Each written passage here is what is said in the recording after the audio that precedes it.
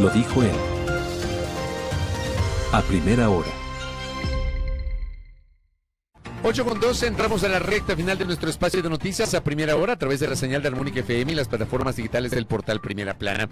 Nos contactamos vía telemática con Francisco Briones. Él es socio líder de Economía y Empresas en Andersen y en su momento también Francisco se desempeñó como director del Servicio de Rentas Internas. Francisco, qué gusto, bienvenido, buenos días, ¿cómo le va? Si puede activar el micrófono, Francisco. Ahí estamos. Ahí está. ¿Qué tal, Fabricio? ¿Cómo estás? Buenos días, qué gusto verte. Bien, un gusto saludarlo, Francisco. Ya vamos a hablar de un evento que se va a desarrollar este jueves en la ciudad de Guayaquil. Antes, quiero apelar un poquito a la experiencia y al conocimiento que tiene Francisco, a su capacidad de análisis también, sobre la situación económica del Ecuador y particularmente la tributaria. ¿Se han cumplido o no las metas de recaudación en lo que va del año? ¿Cómo ve usted la situación tributaria, Francisco? Bueno, lo primero que hay que comentar me parece que es el momento económico, ¿verdad?, que atraviesa el país. Yo siempre digo que la economía es cíclica, así como tiene caídas, también luego tiene recuperaciones y subidas.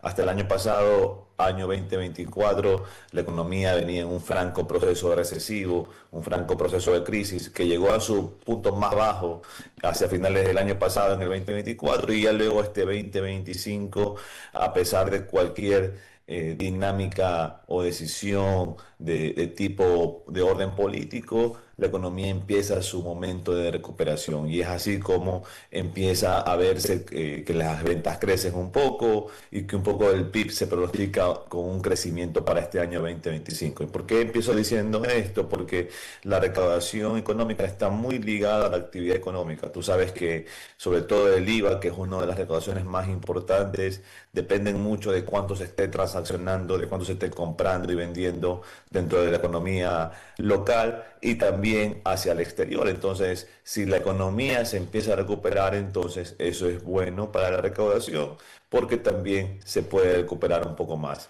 Y luego está la otra pata que suele influenciar en la recaudación, que ya es lo que puede hacer la administración con programas de control concretos que permitan identificar ciertos montos de recaudación que luego también vengan a sumar. Y finalmente están los aumentos y incrementos de tasas de impuestos o de obligaciones tributarias que también suman a la recaudación. Digamos, con toda esta suma de cosas que se han sucedido este año, entonces es posible alcanzar la meta de recaudación y ver un crecimiento en la recaudación como se lo está viendo hasta el mes de julio de este año. En 2024 se logró la meta luego del aumento del IVA que entró en vigencia en abril del año pasado. Pasamos de 12 a 15 puntos porcentuales. ¿Se logró la meta de recaudación del IVA en 2024? ¿Y cómo va la recaudación de ese tributo en lo que va del 2025, Francisco? Mira, al ser el impuesto que depende directamente de las ventas, es uno de los primeros que crece. Tú ves que la recaudación en este año, el mes de julio, ha crecido aproximadamente un 2-3%, y eso tiene que ver, como te decía hace un momento, sobre todo en esta primera parte del año, tiene que ver con la mejor o mayor actividad económica que hay en el Ecuador. Ya para este segundo semestre, dado la creación del nuevo impuesto sobre las utilidades no retenidas, bueno, se verá ya entonces cómo el crecimiento en esta segunda parte del año va a venir dado sobre todo por esa recaudación que le significará al gobierno unos 400 millones de dólares, que de todas formas sí es relevante dentro del total de la recaudación.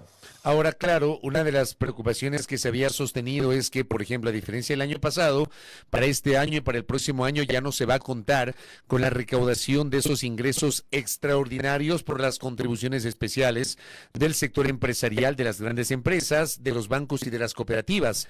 ¿Eso no supone una baja de la meta de recaudación, Francisco? Bueno, si se dejan de recaudar tributos que antes se recaudaban, entonces definitivamente eso puede tener un impacto en la recaudación, y que lo preocupante, digamos, o lo que tiene que a todos interesarnos al respecto de la recaudación en el país es el impacto que tiene que tener esto en el presupuesto general del Estado, ¿verdad? Porque todos sabemos que se recaudan los tributos por parte del SRI y luego se los entregan al Ministerio de Finanzas, que es quien los administra, ¿verdad? Y en la medida en la cual esos recursos y esos ingresos tributarios no sean los que se esperan, o peor aún, se reduzcan, entonces eso quiere decir que también aumentará el déficit fiscal y por lo cual seguirá existiendo una presión fiscal, una presión de parte del Estado de compensar esos recursos. Y ahí el dilema, ¿no? Mientras no se resuelva completamente y mientras no se tenga en control el tema del déficit fiscal, siempre va a existir la presión para que en algún momento del año, con mucha creatividad quizás, se busquen dar soluciones recaudatorias meramente fiscalistas a efectos de poder compensar ese hueco que se está creando o que existe todavía en las cuentas fiscales. Entonces, yo creo que el tema tributario no ha terminado en el país. Muy probablemente hayan algunos movimientos más en los próximos meses, ¿no? Ahora, usted señalaba que hay poco a poco una reactivación. Yo le pregunto si se puede hablar de eso cuando, por ejemplo, digamos, hay una situación compleja en el ámbito del empleo. Hace pocas semanas, quizás unas 3 semanas, un mes más o menos, aquí al frente en el Parque de la Carolina, hubo una feria de empleo donde se ofertaron 2,000 posibilidades de trabajo, una bolsa de empleo con 2,000 posibilidades de trabajo, y hubo como 20,000 personas en los alrededores de la Carolina. Entonces, sí quiero entender cómo combinamos lo uno que me dice usted con Ujú. esta situación que uno tal vez siente en el día a día, Francisco. Claro, de acuerdo. Mira, ahí es interesante entender lo que está pasando con la economía ecuatoriana, ¿verdad? Y digo, por muchos años siempre hemos hablado de fortalecer el agro, de llevar las actividades agrícolas a lo agroindustrial y creo que se ha caminado un poco en esa vía, lento, pero que se ha caminado en esa vía. Eso es lo primero. Lo segundo también que se ha hablado por mucho tiempo y que cada vez se cristaliza más es sobre la apertura del Ecuador al mundo, ¿verdad? De poder llevar los productos ecuatorianos, llevarlos a diversas partes del mundo.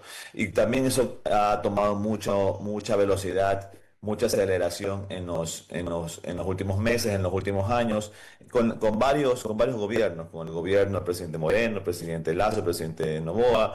Y todo esto lo que está provocando es que el Ecuador esté desarrollando muchísimo y mucho más que su economía interna, su economía hacia el exterior, su economía exportable, ¿verdad? Entonces, ¿qué es lo que está pasando en el Ecuador? Que mucho del crecimiento económico, yo diría la gran mayoría, se está viniendo afectado, está viniendo causado por todas las actividades locales que están relacionadas con el mundo externo, con el exterior, con los demás países del mundo, con el comercio internacional. Entonces, donde se empieza a reflejar y donde sobre todo se nota ese incremento en las ventas acelerado, sostenido y que está siendo la base de la recaudación y de la recuperación económica en el Ecuador es en los sectores exportadores, ¿verdad? Y todos los que están relacionados a él. Entonces, por eso es que tú bien me citas digamos, esta poca o esta falta a veces de sintonía entre lo que pareciera que sucede en la economía local, a la interna, en los negocios que, digamos, solamente dependen del mercado interno versus lo que te indican los indicadores macroeconómicos agregados, donde por el volumen que significan las exportaciones en el Ecuador, terminan todos estos números con saldos positivos. Entonces, lo importante y quizás el desafío es ver cómo todos estos beneficios y todas estas conexiones que tienen el sector externo exportador, cómo eso permea hacia la economía local y se genera un crecimiento un poco más amplio, un poco más diverso y que alcance no solamente a los sectores exportadores, sino también a la economía local, a la economía interna. Ahora, en medio de todo esto, usted, Francisco, está liderando una iniciativa para esta semana, para este jueves en Guayaquil, que se llama Ecuador Propositivo. A ver, uno escucha el término Ecuador Propositivo y a uno le invita a pensar en la posibilidad de conciliación, de consensos, de la búsqueda de acuerdos mínimos. ¿En qué consiste este Ecuador Propositivo, Francisco? Mira, Ecuador Propositivo es un evento de discusión y de planteamientos de propuestas que hemos desarrollado en la firma Andersen junto a Corpey, que es una corporación localizada en la ciudad de Guayaquil y que promueve inversiones, aterrizaje de inversiones en el país, ¿verdad? Y un poco el espíritu es poder plantear temas de discusión, no desde el punto de vista habitual que suele haber, digamos, en el Ecuador, Ecuador, que en algunos casos es para lamentarnos y en otros casos es para hablar solamente de problemas, sino que me parece que es indispensable que hablemos de soluciones, es indispensable que veamos al Ecuador desde el punto de vista positivo, reconociendo, sí, las dificultades, los problemas, no negándolos de ninguna manera, pero también centrándonos y focalizándonos en cómo podemos precisamente hacer lo que hablábamos hace un momento, ¿no? Hacer que el crecimiento para la economía, las inversiones, la producción sea un poco más amplia, sea un poco más diversa y no solamente se centren en los sectores de siempre, ¿no? Y desde el año pasado venimos organizando este evento en el cual junto a conferencistas nacionales, internacionales, empresarios nacionales y local e internacionales, expertos regulatorios, entre otros, planteamos temas de discusión al país con el efecto, con el propósito de generar oportunidades y encuentros de comerciales y de negocios entre los empresarios, entre quienes están en el día a día, digamos, arrimando el hombro para hacer país, ¿no? Entonces, eso va a ser este día jueves en la ciudad de Guayaquil, en el Hotel Colón, a partir de las 9 de la mañana, y la temática para este primer foro del año, porque hacemos varios al año, es energía, minas y gas, ¿no? Digamos, son temas que en el Ecuador son muy necesarios discutirlos y que hace falta también inversiones y donde hay muchas oportunidades. Hablemos justamente de lo primero que acaba de señalar, energía. Sector energético, estamos a puertas del estiaje. Me explicaba y me decía Darío Dávalos, quien es un eh, conocedor y él sigue muy de cerca los temas energéticos de este país, señala que este año es otro año atípico, ¿no? A diferencia del año anterior, que no llovió y tuvimos una de las peores sequías de los últimos 60 años, me dice, llueve mucho, lo contrario de lo sucedido el año anterior y eso permite tener los embalses altos, o sea, seguimos dependiendo de la lluvia. Pero por otra parte, yo le pregunto a usted si hemos tenido inversiones en el sector energético y cómo desde este diálogo en Ecuador propositivo se puede apuntalar estos temas, Francisco. Mira, precisamente Ecuador Propositivo lo que busca es ampliar la mirada a todos los actores de la economía, a todos los actores de un país y no solamente, digamos, a la responsabilidad o a lo que tiene que hacer el gobierno, ¿no?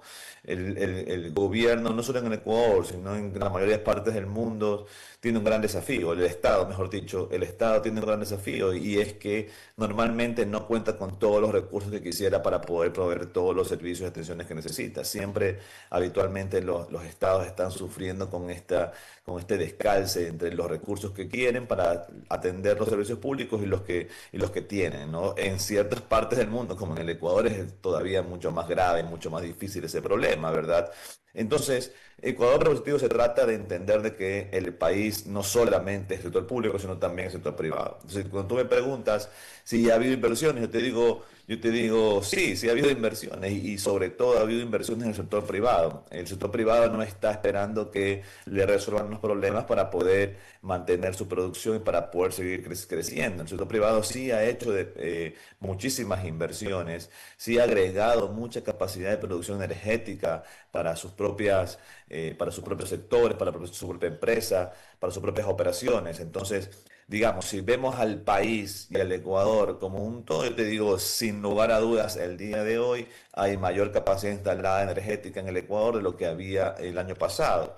Que esa inversión y ese aumento de capacidad productiva ha venido sobre todo de los privados, de los grupos empresariales y no tanto quizás desde el sector público, también es una realidad. Entonces, la idea precisamente es ver cómo entonces se suma en el país, ¿no? Por eso se llama Ecuador Propositivo, porque si el Estado no está en la capacidad financiera, regulatoria o lo que fuere de proporcionar esas soluciones, entonces más bien debe funcionar como una entidad que facilite que luego los otros actores de la sociedad puedan hacerlo, ¿no? Entonces, de eso se trata, ¿no? Y por eso que hablamos de esto de acá, ¿no? Hablamos de energía, de minería, de gas, que son sectores donde se requiere muchísima inversión privada, muchísima colaboración público-privado, donde lo mejor que puede hacer el Estado es tener las reglas del juego muy claras y muy bien definidas, e incluso crearlas donde hacen falta para poder propiciar el desarrollo de todos estos sectores,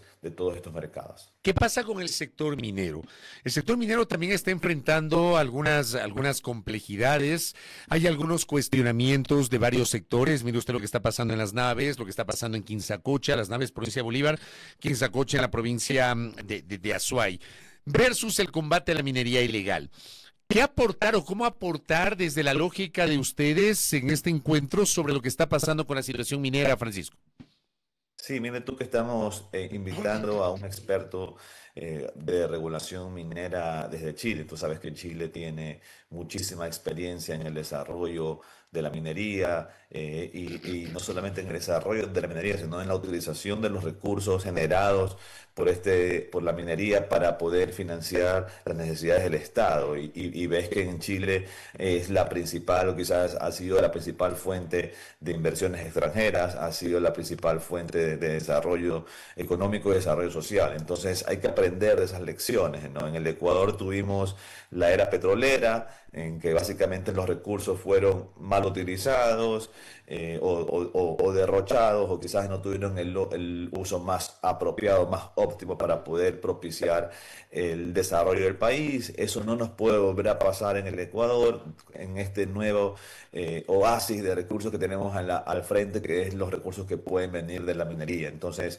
sí es importantísimo entonces aprender de quienes ya lo han hecho, de quienes ya lo hicieron eficientemente, de quienes lo hicieron con éxito, para poder tener claro cuáles deben ser esas reglas, cuál debe ser ese marco regulatorio que por un lado sea propicio para atraer las inversiones y por otro lado nos permitan controlar este asunto de la minería ilícita o de las actividades mineras ilícitas en el país, ¿verdad? Entonces, sin lugar a dudas, creo yo que en el presente también nuestros países en Latinoamérica están enfrentando un problema que es nuevo, relativamente nuevo, sobre todo en Chile, Perú, Ecuador, en el tema de la inseguridad, en el tema de estos grupos delictivos organizados, que nos plantea un desafío adicional por todas las connotaciones adicionales que esto suma al mundo minero, pero que no podemos permitir precisamente con la presencia del Estado. Es allí donde el Estado sí pueda tener actividad, o sí puede tener muchos influencia, mucha injerencia para luchar contra esas actividades, detenerlas y más bien propiciar con un entorno también totalmente respetuoso al medio ambiente, el desarrollo de la minería. Una cosa final, Francisco, a propósito de Ecuador Propositivo, que lo organizan Andersen y también Corpey. Desde el lado de la promoción de las exportaciones y de las relaciones comerciales con otros países, la semana anterior hubo ya la suscripción del acuerdo comercial entre Ecuador y Corea del Sur. Estamos expectantes de un ejercicio similar con Canadá. Por el contrario, se paralizó definitivamente la posibilidad de tener un acuerdo comercial con México y se habla de la necesidad de reactivar algún tipo de acuerdo comercial con Estados Unidos a propósito de la visita de Marco Rubio. ¿Cómo ve usted el entorno de relaciones internacionales en el ámbito comercial, Francisco? Mira, como te decía, me parece que el Ecuador viene atravesando un gran momento y quizás, si se pudiera decir, prácticamente es el único tema que en los últimos gobiernos se ha vuelto una política de Estado. Imagínate tú si tuviéramos la misma unidad o la misma visión clara o la misma, digamos, el mismo compromiso por parte de todas las autoridades de diferentes gobiernos o a través de los gobiernos para muchos más temas. Imagínate si ese fuese el Ecuador, ¿verdad? Hemos demostrado que el presidente Correa, quizás si bien al inicio de su periodo por temas ideológicos, tropezó y detuvo todas las negociaciones con los Estados Unidos y se nos fue el barco.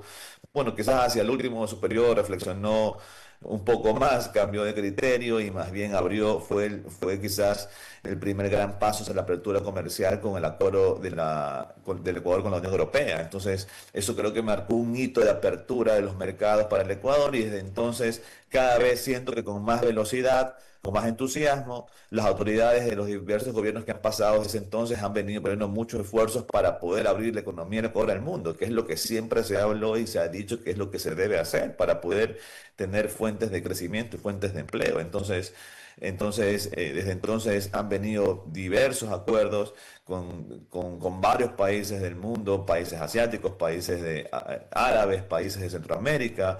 Entonces, sí es súper importante que se continúe ese camino. El presidente Noboa ha mostrado señales de que va a continuar ese camino, después del presidente Correa lo siguió Moreno, lo siguió Lazo, y el tema de Panamá también, que sucedió recientemente, es vital para la entrada de los productos ecuatorianos a Centroamérica. Entonces, me parece que sí, que en los próximos meses y años veremos cristalizarse nuevos acuerdos comerciales y que esta política debe seguirse garantizando los mercados para el Ecuador, sobre todo pensando en lo que te decía hace un momento, ¿no? Que el crecimiento en el Ecuador está viniendo influenciado o justificado o promovido sobre todo por los flujos de capitales externos, por esas compras que le hace el mundo al Ecuador, y eso tiene que seguir creciendo para que luego también permee a los demás sectores de la economía. Correcto, Francisco Briones, gracias por el tiempo, muy gentil, y estamos expectantes del encuentro de este jueves en la ciudad de Guayaquil, en Ecuador Propositivo. Muy amable. Gracias a ti, Fabricio. Buen día. Gracias a Francisco Briones, que ha estado con nosotros, socio líder de Economía y Empresas en Andersen, una de las instancias junto a Corpey que están organizando este encuentro Ecuador Propositivo para este jueves 11 de septiembre en la ciudad de Guayaquil. Por otra parte, hemos aprovechado su paso por el sector público como exdirector del Servicio de Rentas Internas para hablar un poquito sobre cómo está la recaudación tributaria en nuestro Ecuador. 8:33. Primera plana. Todas las noticias, todas las voces.